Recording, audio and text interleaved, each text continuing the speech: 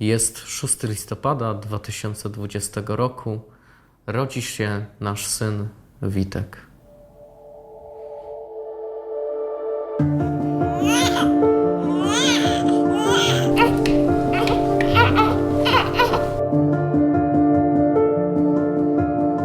Prawie miesiąc później odbieram telefon z poradni i słyszę nieznane słowo: mukowiscydoza.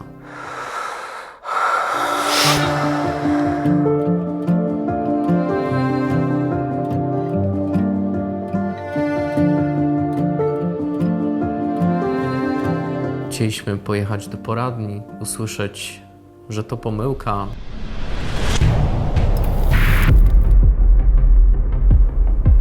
Rozmawiamy z panią doktor. W pewnym momencie wyciąga ona naklejki i przesuwając je, zaczyna nam tłumaczyć, w jaki sposób wygląda dziedziczenie mukowiscydozy. Pani doktor mówi do nas takie zdanie, że niestety tak się stało, ale wasz syn dostał od obu rodziców wadliwy gen. Jest chory.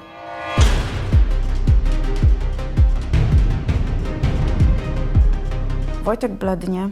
Ja go pierwszy raz w życiu widzę takiego. A cała informacja, którą dostaliśmy od pani doktor, do mnie w ogóle nie dociera. Ja jestem w innym świecie. Pojawia się mnóstwo terminów medycznych. Dostaję też informację, że będę musiała się nauczyć fizjoterapii, diety. Przychodzi bardzo dużo specjalistów i mówią do mnie bardzo dużo rzeczy. Mam wrażenie, że wszyscy przygotowują mnie do jakiejś wielkiej bitwy i są pewni, że ona nadejdzie.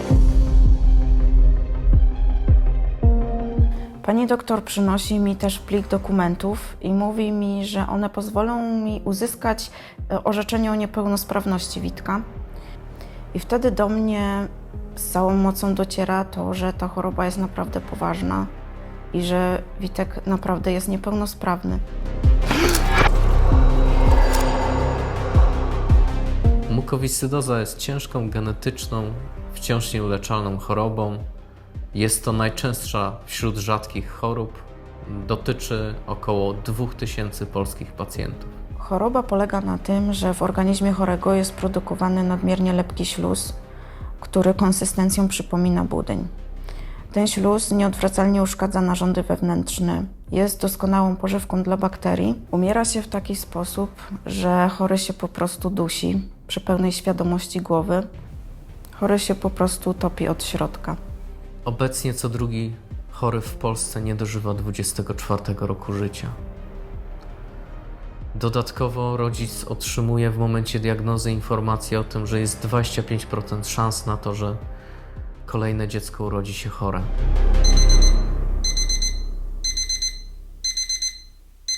Zaczynamy dzień od inhalacji.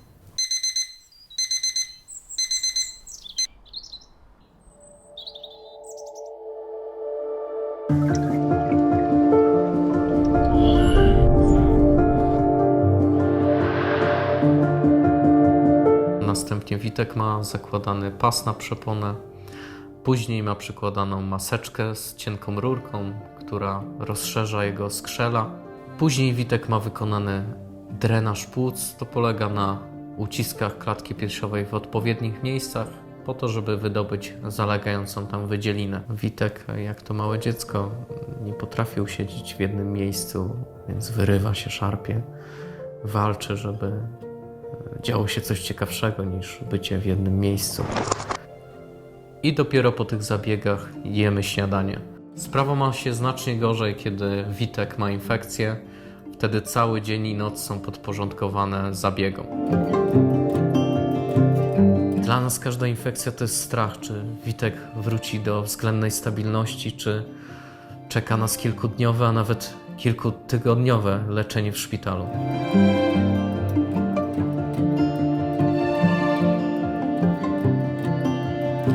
Trzeba się wszystkiego nauczyć, jak wykonywać tą fizjoterapię. Trzeba wejść w buty dietetyka, pielęgniarki, nauczyć się, jakie leki można podać, w jakiej ilości, gdzie je trzymać. Ale my jesteśmy dorośli, damy sobie radę. Boli nas to, że nasz syn jest skazany na tą rzeczywistość. On musi mieć te zabiegi, żeby żyć.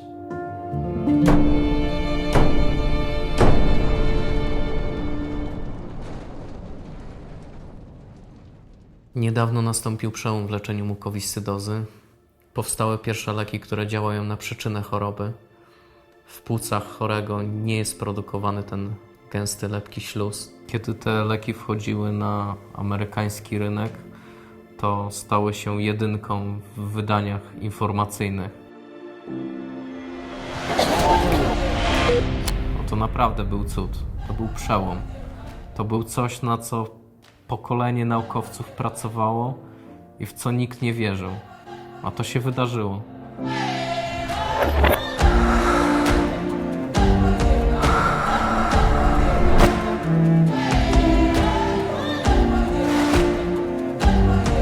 Teraz średnio chory w Polsce może dożyć końca studiów. Jak to się zmienia, kiedy słyszymy, że nasze dziecko może dożyć starości?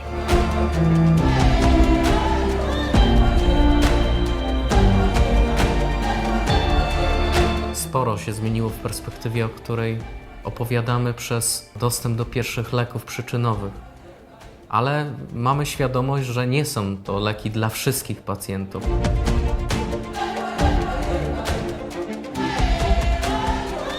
I Fundacja Mukobohaterowie nie ustąpi w działaniach po to, żeby każdy polski pacjent miał dostęp do leków.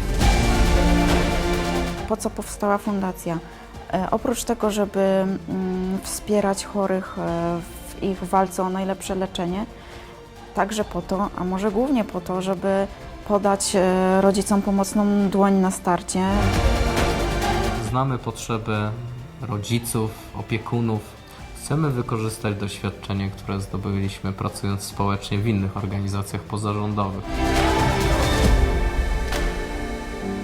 Wiemy, jak trudną sytuacją jest sam moment diagnozy. Sami w takiej sytuacji byliśmy, dlatego w pierwszej kolejności chcemy dać rodzicom dziecka chorego na mukowiscydozę wsparcie.